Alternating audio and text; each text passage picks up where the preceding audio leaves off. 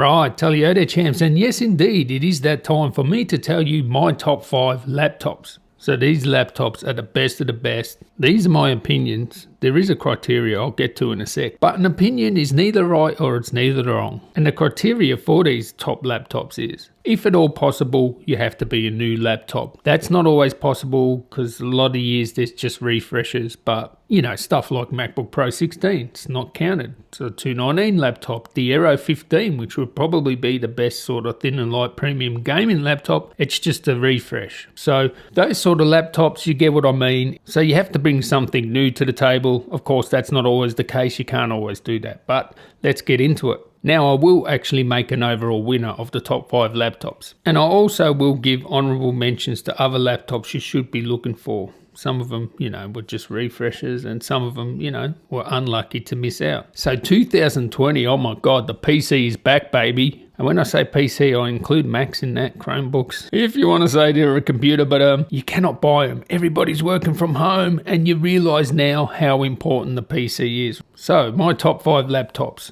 Let's go big. What is the best big laptop you can buy? XPS 15, baby. Well, that's easy for me. XPS 15, XPS 17. There is one laptop that can probably be considered unlucky. That's probably the Zephyrus Duo. That thing is amazing. 2 displays, mega performance. Yeah, that is one of the best, most innovative big laptops you're going to get. But the XPS 15 and 17, which is 2 laptops, so this is 2 out of my top 5.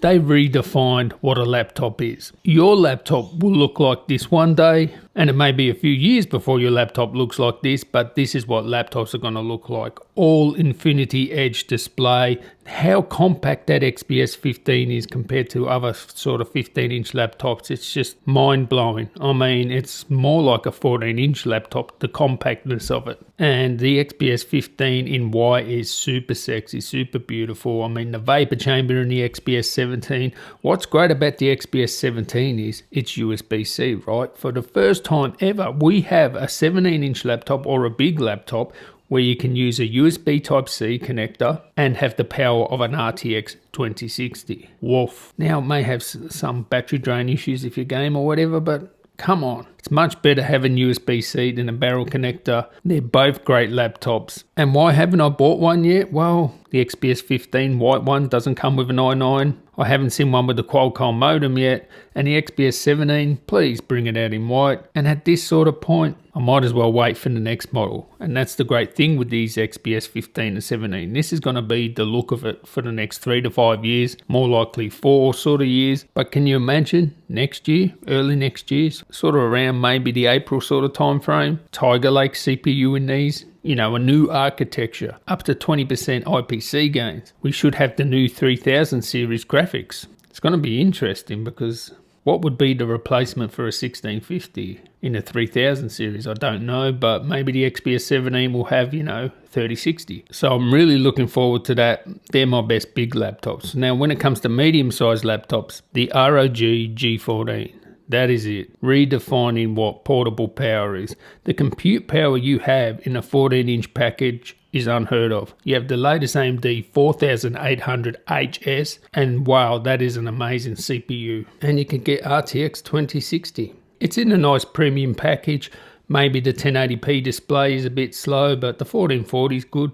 And the price is just amazing for what it is. And AMD, Asus, congratulations on this one. This one was disruptive to the market. It just redefines portable power, battery life, gaming performance on, you know, something so small. I mean, it makes 15-inch thin and light laptops look big and clunky. So it is an amazing product, and that's my pick for the best medium-sized laptop. Now, when it comes to small laptops, ultra portables, well, MacBook Air, baby. Talking about redefining, this is revolutionary, this MacBook Air. It may look like the old MacBook Air, but I can tell you inside it is completely new. This is like a no-brainer. I mean, if you're a student, $899. Normal price is $1,000. There is no laptop more capable at that sort of price. It is totally silent. Its performance, while single core is right up there with the best, multi-core blows everything from Intel away, apart from like their gaming H parts, and it's competitive with the Ryzen's in multi-core as well. And those CPUs use much more power than these M1 Max, and the battery life is just unheard of. Now it has a P3 display. It is a really top tier premium product for a really reasonable price. And I like it better than the Pro because, well, I had a problem with my Pro, didn't I? I had a dicky fan on that, and it's a little bit lighter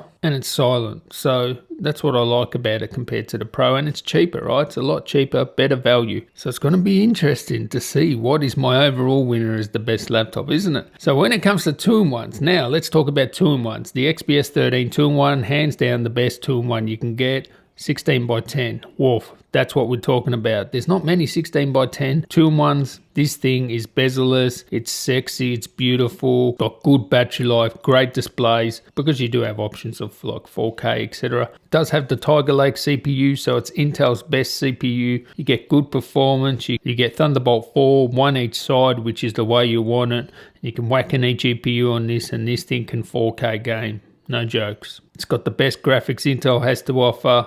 It's an Evo laptop, so it wakes up and resumes really fast. It's just a great package, and you're not going to get a 2-in-1 that's better than this. It is the best 2-in-1. So they're my top 5. Now, what is the overall winner as the best laptop? Well, this is really hard. I mean, me just picking between the XPS 15 and 17 is hard enough. Then there's the G14, right, with the 4800HS. Portable, compact, power, RTX 2060. But at the end of it, I think the most disruptive, and maybe you could say revolutionary, was the M1 powered MacBook Air. I mean, hopefully they'll have an XPS 15 like AMD version next year, and we'll see what happens there. But when you think about it, for $900, I've got a laptop that I can edit my 6K content, HEVC or ProRes. I can take this away with me. I don't have to take an XPS 15 or a MacBook Pro 16 away with me anymore. I can take a 13-inch laptop and it can do the job. That is the first time ever. It's silent. The performance is unheard of for a mobile package. The integrated graphics is unheard of for a mobile package. The battery life is just insane. A new standard for battery life. It can game. Not that you have a great option with macOS, but it can still game. And it costs $900 for a student. $1,000 for just normal price. When I think about it, there's no computer at that sort of $900, $1,000 that is premium and is as capable as the MacBook Air. For everything I just mentioned that I can do with it.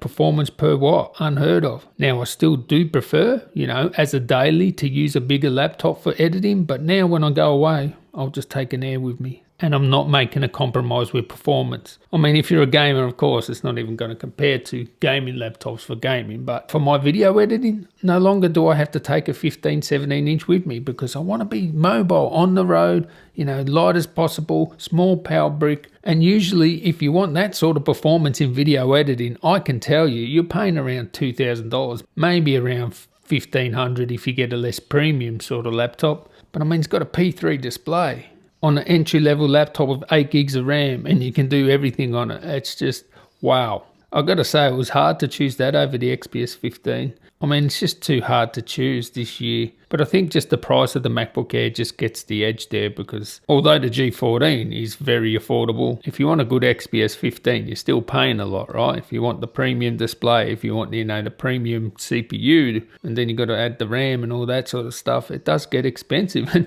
can I say, an Apple that is value, right? So this is unheard of as well. So they're my top 5. I tell you now, if you just want to get a no-nonsense gaming laptop, just get the Gigabyte Aorus 15P. The most craziest gaming laptop I had was the 17X. Wow. There it is, right there. Feel that one all the way through? Whoa. There we go. Yes, sirree. That's why I call it ring dinger. That was the fastest gaming laptop I had. That's Gigabyte as well. Any of the thin light gaming laptops are awesome, whether we talk Aero 15, Razer Blade, or even the Alienware M15, which only has the downside of the battery life ain't that great. All of them are good choices. So you're spoiled for choice now, but this is my top 5. Let me know what your top 5 is down there in the description. I'll catch you in the next one, guys. Tally ho.